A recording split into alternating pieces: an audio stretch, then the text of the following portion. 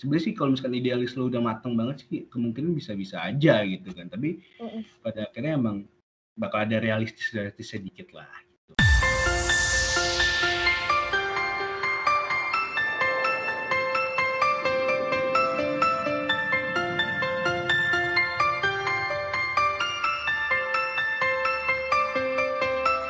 Assalamualaikum warahmatullahi wabarakatuh. Halo semuanya, selamat pagi, siang, sore, malam. Kapanpun kalian nonton video ini, selamat datang di episode keempat kita di segmen Bilimit. Seperti biasa, di segmen kita ini aku nggak sendiri, yang pastinya aku bersama narasumber kita. Dan langsung aja ya kali ya, kepada Mas Wafi. Masuk Kak. Udah pas nih. Dah, Halo. Selamat malam, pagi, siang, malam. Ya, lanjut Mbak Leli bingung. Ya. Oke, sebelumnya aku mau makasih banget nih sama Kak Wafi yang udah meluangkan waktunya buat bincang-bincang di segmen Bilimit ini. Dan aku mau nanya kabar Kak Wafi sendiri dulu nih. Gimana kabar Kak Wafi? Alhamdulillah kabarnya masih baik. Oke, buat sebelumnya nih aku pengen ngenalin Kak Wafi. Kak Wafi ini ekonomi Islam angkatan 2016 ya Kak? Iya, 2016. Dan salah satu pemilik dari bakso bakar WK. Tapi buat temen nih yang di Semarang, kalian bisa banget beli bakso bakar kakak ya, kayak itu di depan Indomaret samping Mas Londo kalau kalian tahu. Cari aja di inian Mas Londo itu samping. Iya, Banjarsari itu, terus habis itu di sampingnya kan ada Indomaret, nah depannya itu ada bakso bakar WK gitu, yang pastinya beda banget dari yang lainnya kayak. Oh, pasti ya dong. Oke Kak, kita bakalan berbincang-bincang. Kemarin kan aku udah nih episode pertama sama Kak Rosita gimana memulai bisnis, episode kedua sama Kak Naufal bagaimana mempertahankan bisnis di masa pandemi ini. Terus abis itu kemarin juga episode ketiga aku sama Kak Hamam ngomongin gimana titik terendah di bisnis ini. Dan kali ini aku mau bahas tentang motivasi kakak yang mendorong untuk bertahan bisnisnya ini sampai sekarang gitu Kak. Oke. Mulai dari apa ya Kak ya?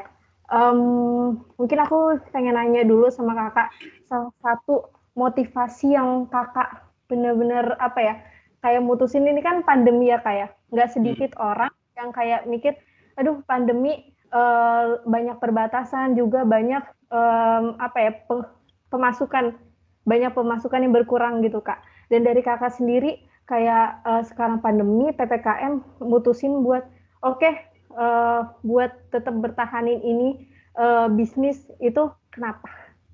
Untuk motivasi aku ketika pandemi ini atau motivasi aku untuk berbisnis ini ya karena memang aku orangnya nggak bisa apa ya yang benar-benar monoton di depan laptop atau depan kursi, kayak untuk mungkin kayak belajar di kelas saya kadang-kadang kurang betah gitu kan, kaki mulai goyang-goyang ya kan, pikiran udah kemana-mana, ngeliat kanan kiri ya kan, tidur juga males gitu kan, jadi kayak pengen aja jalan habis itu keluar. Aku orangnya gitu, motivasi ya, untuk motivasi diri aku tuh ya kayak ya udah lu mau jadi apa nih ke depannya gitu loh, jangan sampai lu udah capek-capek belajar tapi lu kagak ada outputnya gitu kan.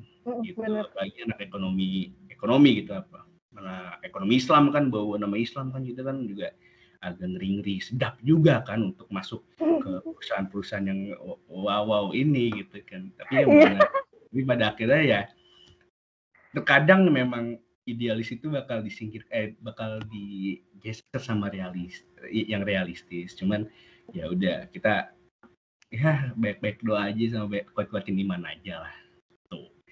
Nah jadinya itu salah satu motivasi aku biar lu kalau misalkan mau ikut idealis lo ya udah cobain. Tapi kalau misalkan udah mentok ya udah, sebenarnya sih kalau misalkan idealis lo udah matang banget sih kemungkinan bisa-bisa aja gitu kan, tapi pada akhirnya emang bakal ada realistis sedikit lah gitu. Kalau misalkan lo nggak mungkin full idealis lah pasti. Nah sebelum itu aku juga mungkin bilangnya ada 3 hal ya yang sebenarnya tuh harus dijadikan apa ya pedoman bagi pebisnis gitu. Aku pernah denger ini di workshop gitu, ada 3 hal, yaitu di mana ada stop blaming, oriented solution, sama growth gitu kan. Ini udah diobrolin belum di sebelumnya? Belum sih. Pokoknya ada 3 hal yang menurut gue tuh kayak pebisnis tuh kayak harus tahu gitu kan. Dan dimana ada yang pertama lah kita ulas kayak stop blaming lah. Stop blaming itu kayak jangan menyalahkan sesuatu gitu, jangan menyalahkan suatu objek demi kepuasan lo gitu. Ketika ada suatu kesalahan ini, misalkan kita kasusnya di dalam restoran ya, kita pemilik restoran, kita punya anak buah gitu, kita suruh bro tolong dong bersihin tempat ini gitu. Udah bersihin tempat ini, bersihnya dia sama bersihnya kita beda ya kan. Kita pengennya tuh sampai sudut-sudut bersih, nggak ada debu sama sekali gitu. Tapi bersihnya mereka ya udah, gue udah nyapu, gue udah ngepel, ya udah itu bersih gue gitu. Pada akhirnya kita ngeliat wah kok kurang bersih. Akhirnya kita kebiasaan sebagai manusia kebiasaan cari masalahnya gitu nih, apa nih yang jadi masalah, atau ternyata orang ini. Akhirnya kita salah-salahin gitu. Sebenarnya itu nggak boleh, maksud aku sebagai pebisnis ya kita harus dapat porsi yang dimana salah itu buat kita juga gitu. Satu kesalahan ini nih kita harus dapat porsi juga. Oh ternyata gue kurang detail ngomongnya ke si pegawai ini. Seharusnya gue gini bro, tolong bersihin tempat ini, bersihin meja yang di bawah meja, bersihin kalau ada sarang laba-laba dan lain-lain, lu bersihin gitu. Jadi ya kan itu udah sepaham tuh. Ketika udah kayak gitu lebih detail, orang bisa paham. Ya, itu akan menjadi kebiasaan. Kalau misalkan kita menjadikan kebiasaan itu bakal jadi lebih enak gitu bagi kita sama bagi karyawan. Tidak menyalahkan. Atau juga bisa kita berpikir kayak pada saat ini gitu kan, wah pandemi lagi nih, gue bisa apaan ya? Gue aja orangnya maunya offline banget nih gitu kan, yang bener-bener gue pengen langsung ke masyarakat gitu. Ya kita oke, lo bisa bilang itu adalah suatu masalah, tapi ya lo harus tahu solusinya lah. Nah inilah masuk ke oriented solution, yang dimana setiap ada masalah ya lo harus nyari solusinya dulu gitu, jangan terlalu mikirin masalahnya mendalam gitu kan. Jadi ketika lo tahu ada masalah, ya lo bikin dulu solusinya apa gitu kan. Misalkan pandemi kayak gini, wah ini udah susah nih kalau misalkan udah manual kayak gini. Yaudahlah gue masukin aja ke GoFood lah, atau ke GrabFood, atau ke Shopee Food dan lain-lain. Itu adalah salah satu solusi gitu kan. Mungkin salah satu solusi, atau ya pokoknya sosial media mungkin zaman sekarang udah mulai digencarin banget sama orang-orang gitu kan, kalau untuk salah satu solusi itu gitu. Nah itulah oriented solution gitu, yang setiap kali kita harus berorientasi pada solusi gitu, bukan masalah terus yang kita cari-cari, tapi ya solusi itu yang terbaik itu untuk bisnis kita tuh apa. Nah yang ketiga ada growth, dimana growth ini tuh untuk menambah wawasan kita gitu. Mungkin kayak setiap hari nih, apa ya, ekonomi Islam. Oh ini kayak odots, one day one juice gitu. Jadi kayak kita ngebikin kebiasaan kita per hari itu untuk diri kita masing-masing gitu. Misalkan kayak kalau gue sekarang tuh lagi coba baca buku lah, ibarat kata baca sesuatu lah, mau itu Al-Quran, mau itu koran, mau itu majalah, mau itu apa gitu. Sehari seenggaknya 1 lembar, atau sehari seenggaknya 1 jam gue baca. Ya itu setiap hari lu bakal ngelakuin itu gitu kan. Lu cobain aja gitu sebulan, seminggu, 2 minggu, 3 minggu. Nah itu bakal jadi behavior gitu kan. Dimana behavior itu bakal jadi baik gitu kan. Setiap hari lu dapet wawasan, ilmu gitu kan. Jadi banyak ilmu yang masuk ke kita juga bisa ngembangin bisnis kita gitu ke depannya. Gitu kalau growth menurut gue. Nah, itulah maksudnya ya untuk PPK, untuk masa Covid kayak gini ya harus banyak-banyak kreativitas dan inovasi gitu. Tuh kalau dari aku sih kayak gitu. Oke, setelah kita tahu nih tadi motivasi kakak kenapa buat mempertahankan bisnis sampai sekarang ya kak. Terus hal apa sih yang kakak lihat dari Tembalang itu tentang hubungannya sama bakso bakar yang kakak diriin gitu?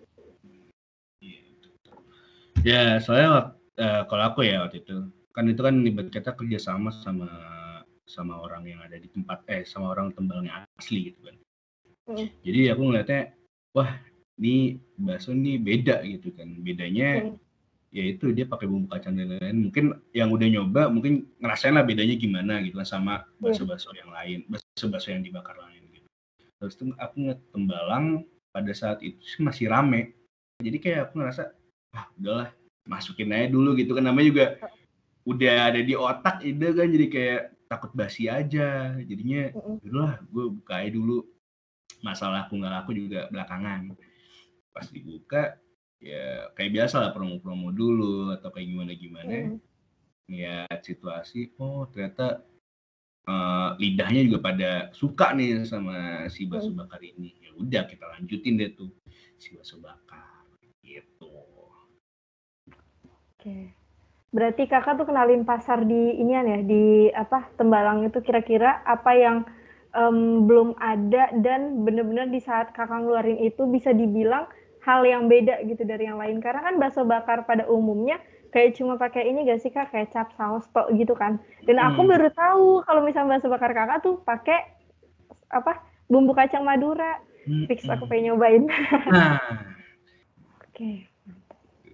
Mungkin ini kayak segitu aja yang kita mau bincang-bincangin. Sekarang aku pengen ngasih tahu aja nih, kalau misalnya kalian pengen gabung ke tim kita, ya bisa kok.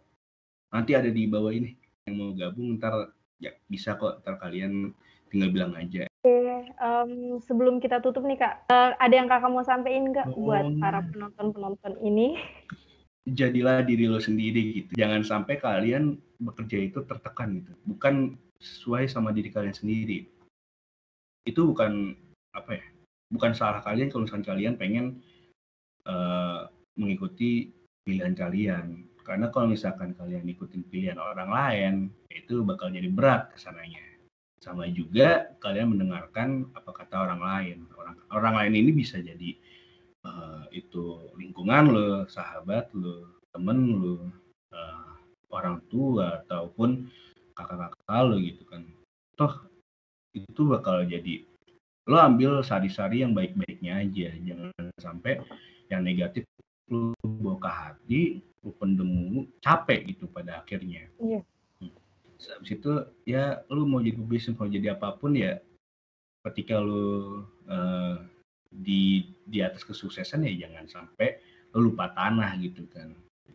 Habis itu juga lo harus ketika lo percaya diri, lo harus bersyukur juga, terus bersyukur kepada Tuhan, bagi sama orang tua lo kan. Kalau bisa ya apa yang orang tua lo omongin itu adalah satu kebaikan buat lo sendiri, walaupun emang itu bakal kadang-kadang bertolakan sama orang tua, tapi coba lo pikir lagi yang panjang gitu. Kalau misalkan orang tua lo udah ngomong tuh, itu sih mas menurut gue jadi masukan di mungkin segitu aja ya kak, bincang-bincang kali ini. Semoga apa yang kakak sampai ini bermanfaat banget buat kakak sendiri, buat aku juga, buat teman-teman semua yang nonton. Amin. Oke, aku ngucapin sekali lagi maafin ini banget ya kak, makasih banget. Terus maaf kalau misalnya ada salah-salah kata dari aku juga ke kakak. Aku juga minta terima kasih banyak nih dan udah nyediain panggung buat Ogut gitu kan. Cuman ya mohon maaf gitu kan kalau misalkan saya nggak bisa menuturkan kata dengan baik atau gimana. Cuman ya kalau misalkan dapat kesimpulan kayak tadi ya boleh, berarti bagus. Gitu. Saya minta maaf kalau misalnya ada salah kata juga ya. Oke teman-teman, mungkin sekian pemaparan bincang-bincang kita hari ini sama Kak Wafi. Dan buat teman-teman, jangan lupa untuk like, comment, share, and subscribe video ini biar nggak ketinggalan nih video-video berikutnya. Oke, mungkin kita tutup. Sekian dari aku. Terima kasih buat teman-teman yang udah nonton ini. Semoga semuanya bermanfaat. Wassalamualaikum warahmatullahi wabarakatuh. Sampai jumpa. Assalamualaikum warahmatullahi wabarakatuh.